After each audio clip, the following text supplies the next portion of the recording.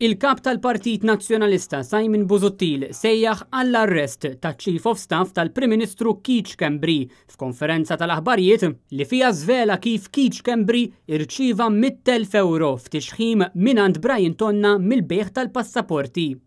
Huwa ċar illi hawn għandna każ ta' reat kriminali fosthom korruzzjoni u ħasil ta' flus. Ir-reat ta' ħasil ta' flus waħdu iġib pena ta' ħabs ta' 18-il sena.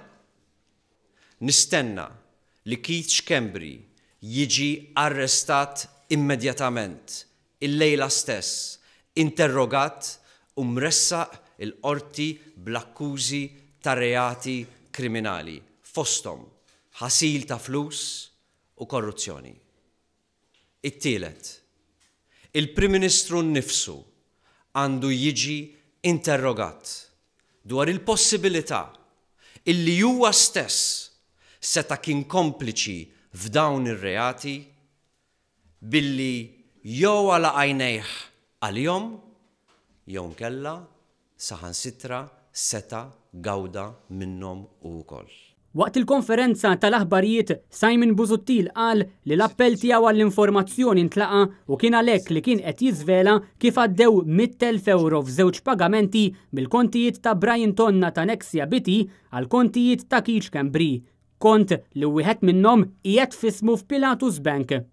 Nikkonferma li ftit wara li Brian Tonna irċieva il-flus mingħand ir-Russi għamel żewġ pagamenti li Chief of Staff tal-Prim Ministru Keith Schembri ta' 50,000 euro kull wieħed għal total ta' 100,000 euro. Il-flus għaddew għand Keith Schembri mill-istess kumpanija ta' Brian Tonna illi irċeviet il-flus minant il-barranin, jiġifieri mill-kont tal-kumpanija ta' Brian Tonna Willerby Trade illi semmejt illi hija reġistrata fil-BVI, British Virgin Islands. Il-flus oriġinaw mill-bejħ tal-passaporti lil tliet Russi. Simon Busuttil jgħid li l-erba' filgħodu se jitlob lil maġistrat inkwirenti biex jinvestiga dawn id-dettalji illi żvela l-kap tal-Partit Nazzjonalista waqt l-istess konferenza tal-aħbarijiet. F'okkażjoni minnhom, fil-kont tal-kumpanija ta' Brian Tonna daħlu flus illi jammontaw għal 136,831 euro u 90 ċentesmu. Qed nagħmilha ċara li jiena ċert minn dak li qed ngħid għaliex għandi il-provi biex nissostanzja kull kelma illi jiena qiegħed ngħid illejla. U għalhekk illi għada filgħodu jiena se nagħmel talba lill-Maġistrat Aaron Buġejja li bħalissa qed jinvestiga lill-Prim Ministru fuq l-allegazzjoni l-oħra tal-aħħar jiem li l-kumpanija E-Grant hija tal-mara tiegħu u li fiha daħlu aktar minn 1 miljun ġejjin mill-Azerbajġan u fit-talba tiegħi lill-Maġistrat jinsem poġġi ruħi għad-dispożizzjoni tiegħu sabiex nidher qudiemu u taħt ġurament naddilu il-provi illi għandi għaliex inħoss li l-provi illi għandi jistgħu jgħinuh fl-investigazzjoni illi qiegħed jagħmel. Simon Busuttil qal li quddiem dan kollu u quddiem dak li ġie żvelat aktar kmieni li l-kumpanija E-Grant hija tal-mara tal-Prim Ministru issa d-deċenza qabżet kull limitu.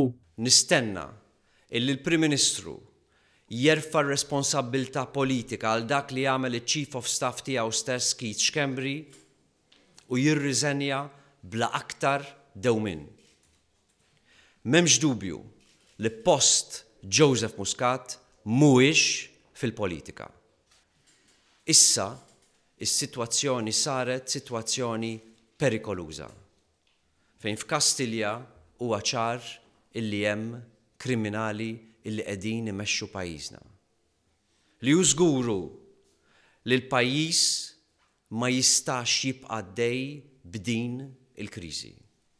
Jiena nappella biex f'dan il-mument kulħadd jerfa' ir-responsabbiltà tiegħu u jagħmel dak li huwa fl-interess nazzjonali biex insalvaw lil pajjiżna minn din il-kriżi gravi politika u kostituzzjonali illi Joseph Muscat daħħalna fiha. Il-kap tal-Partit Nazzjonalista temmi wiegħed investigazzjoni fl-ewwel jum tiegħu bħala Prim Ministru ta' Gvern ġdid nazzjonalista.